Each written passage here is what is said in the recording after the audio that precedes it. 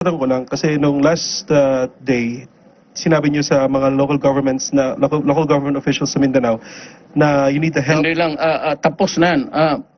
Hindi lang sa Central Mindanao. Lahat sa Mindanao, sinabi ko, different audiences lang yan sila. Na kailangan niyo po to topple down terrorism.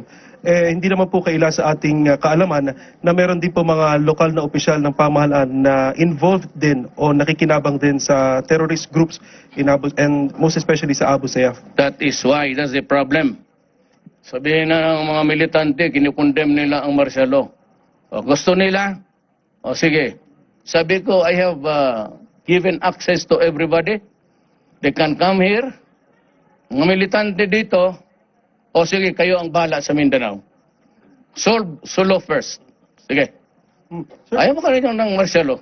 so you might have names of those government Hindi na officials. kailangan. Basta sinabi ko sa kanila, I called for them. I did not go into specifics. I said that do not cuddle or protect the enemies of the state. And if it is widespread at binubumba na yung mga eskwelahan ng mga bata, the State University of Marawi, at sa Zamboanga, ibang istorya na to. I can understand if you attack a garrison of the military there, go ahead. Kasi magkalaban talaga tayo. But when you start to slaughter the innocents, magkukuha talaga ninyo ang gusto ninyo. Ako, I said, I do not want it. I am not good at it. Pero wag ninyo do not force my hand into it. Kasi sinabi ko, ayaw ko ng martial law. Kasi dito, yung mga sisigaw na ayaw-ayaw, yun lang namang mga opposition. But they are not into killing people. They are not killing, bombing, government structures and including the schools of the children. Pag ginawa ninyo yan, hindi tayo makaintindihan. Kung gusto ninyo, ibigay ko talaga.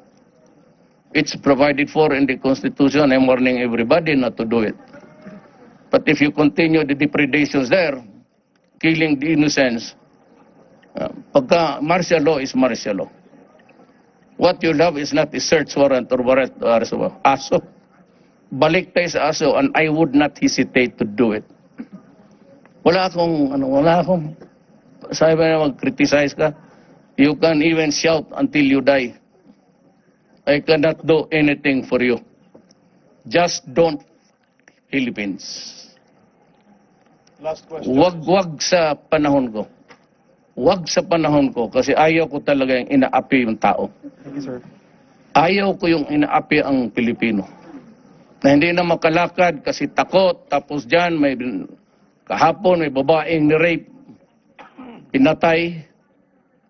May cohort sa 5 lahat, 4. May babae pandalawa, bangag.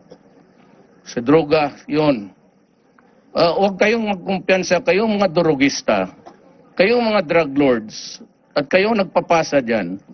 Do not ever think that human rights, yung propaganda will save you from the gallows, from entering the mouths of hell. Huwag ninyong gawin yan sa Pilipino kasi nangako ako. Mas sagrado ang aking oath of office kaysa human rights issue. After all na mamatay yung tao, gusto ninyong mauna? Good. Ibibigay ko talaga sa inyo. You want to die first? Good. I'll give you this life is a matter of choice. Do not kill children. You will force me into it. Pag nandyan na ako, sabi ko, ang martial law is walang search warrant. Walang warrant of arrest.